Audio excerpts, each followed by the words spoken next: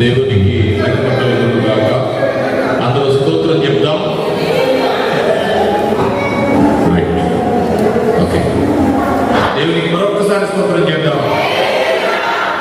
గడిచిన 3 వారాలలో దేవుడు తన అద్భుతమైన లేఖనాలతో చారిత్రాత్మకమైన సత్యాన్ని మన ముందుంచి నడిపిస్తూ జ్ఞానులు ఎవరు అనే అంశం దేవుడు మన ముందుంచి అనేక లేఖనాల ద్వారా సత్యాన్ని మనతో మాట్లాడాలని నమ్ముతూ ఈరోజు 4వ భాగంగా దేవుడు మన ముందుంచిన అంశాలను బట్టి గతించిన కాలంలో అనేక చోట్ల జ్ఞానులు ఎవరు అనే విషయాన్ని మనం చదువుకున్నాం. కానీ దేవుడు మన ముందుంచిన అంశం, ఆ ప్రశ్నలో అనేకమైన ప్రశ్నలు, జ్ఞానులు ఎవరు అనే దాంట్లోనే అనేకమైన ప్రశ్నలు మన ముందున్నాయి.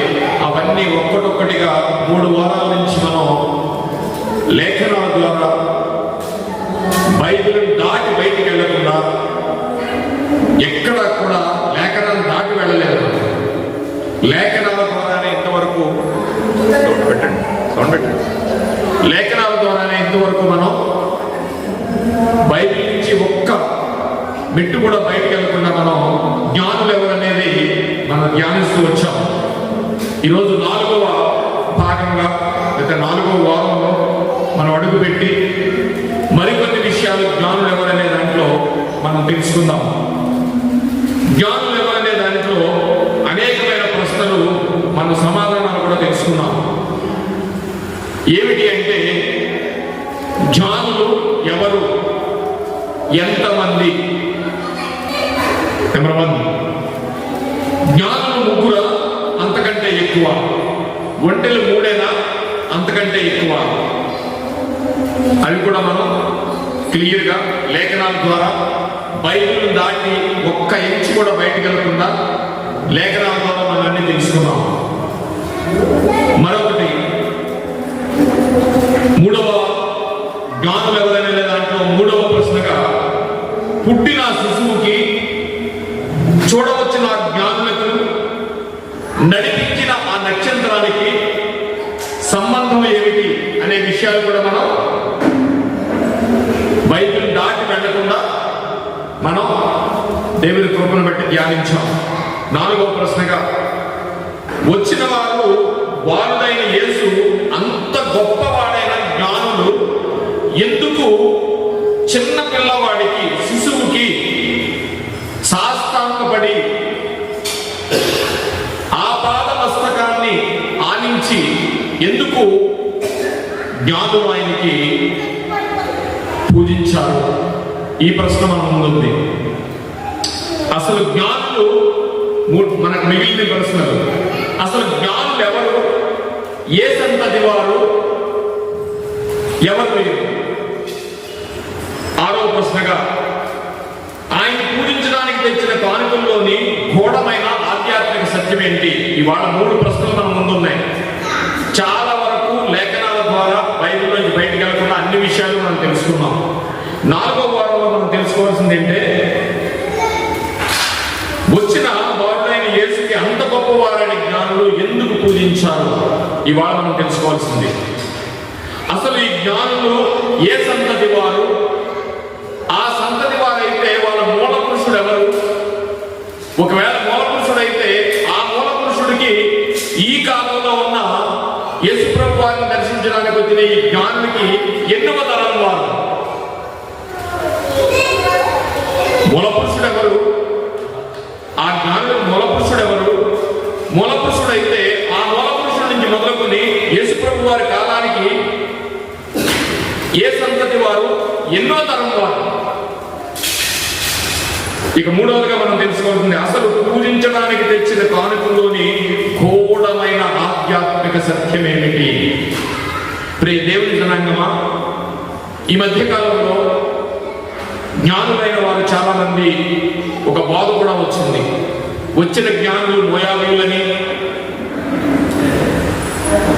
మనం చదువుకున్న లేఖనాలలో సంఖ్యాకాండం 24వ అధ్యాయంలో తీయక్కర్లేదండి. సంఖ్యాకాండం 24వ అధ్యాయంలో మోయాబు దేశమును కొట్టును అని ఉన్నది కనుక మోయాబు దేశాన్ని రాబోయే శిశువు కొడతాడని, ఆ మోయాబులే జ్ఞానులై తెలుసుకుని ఆయన పూజించవచ్చారని కూడా ఒక బోధ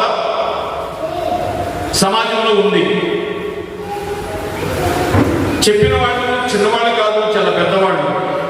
కానీ ఎవరు ఎక్కడికి వచ్చినా ఆగేది ఎక్కడ ఉంటుందంటే, జ్ఞానులు కావచ్చు, ఎక్కడి నుంచో రావచ్చు, ఏదో చేయొచ్చు, కానీ యేసు ప్రభు వారిని సాష్టాంగపడి ఆ బాలుని ఎందుకు పూజించారు, తెచ్చిన ఆ కానుకల్లో ఉన్న గూఢమైన సత్యం ఏంటి, ఆధ్యాత్మిక సత్యం ఏంటి, ఆత్మీయ సత్యం ఏంటి అనేది అక్కడ వరకు వచ్చే వరకు అయిపోతుంది. మీకు అర్థమైంది ఎంతవరకు?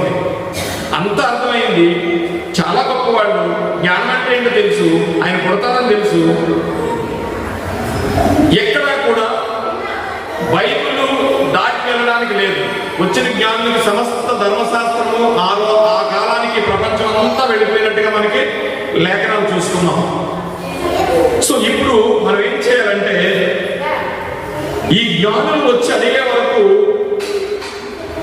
ఆ బాలుడు పుడతాడని, యూదులకు రాజు పుడతాడని ధర్మశాస్త్రంలో రాసి ఉన్న, ధర్మశాస్త్రాన్ని సంకలనం పెట్టుకుని తిరుగుతున్న శాస్త్రులకు పరిచయం కానీ, ఆ యూదా దేశాన్ని పరిపాలిస్తున్న యూదా రాజు అయిన హేరోదుకు కానీ పుడతాడనే విషయం తెలియలేదు. ఆ విషయాన్ని మాట్లాడుతూ యేసుప్రభు వారు ఆయన ఒక మాట మాట్లాడతారు ప్రియులారా. ఏమిటి అదంటే, మత్తయి సువార్త 8వ అధ్యాయము 11వ వచనం, అనేకులు తూర్పు నుండి పడమటి నుండి వచ్చి అబ్రహాముతో కూడాను, ఇస్సాకుతో కూడాను పరలోక రాజ్యమందు కూర్చుందురు గాని రాజ్య సంబంధులు వెలుపటి చీకటిలోనికి త్రోయబడుదురు. అక్కడ ఏడ్పులు పండ్లు కొరుకుటయు నుండునని మీతో చెప్పుచున్నాను. చదవబడిన వాక్యాన్ని బట్టి చిన్న ప్రార్థన చేసుకుందాం. మహోన్నతులను మహాపరిశుద్ధుడు అయిన మా పరలోకపు తండ్రి, ఇదిగో నాయన, అల్పులమైన మేము నాయన నీ జ్ఞానయుక్తమైన మాటలను అల్పుడని నా చేత చెప్పించడానికి మీరు ఇచ్చిన ఈ అవకాశానికే కృతజ్ఞతాస్తుతులు చెల్లిస్తున్నాను. నాయన, నీ జ్ఞానం తెలుసుకునే జ్ఞానం మాకు లేదు. కేవలం నీ కుమారుడు పరిశుద్ధాత్మ సహాయాన్ని మాకు దయచేయండి. గడిచిన 3 వారాలలో 3 భాగాలుగా జ్ఞానులు ఎవరు అనే చక్కటి అంశాన్ని బైబిల్ దాటి వెళ్లకుండా లేఖనాల ద్వారా మాకు వినిపించారు.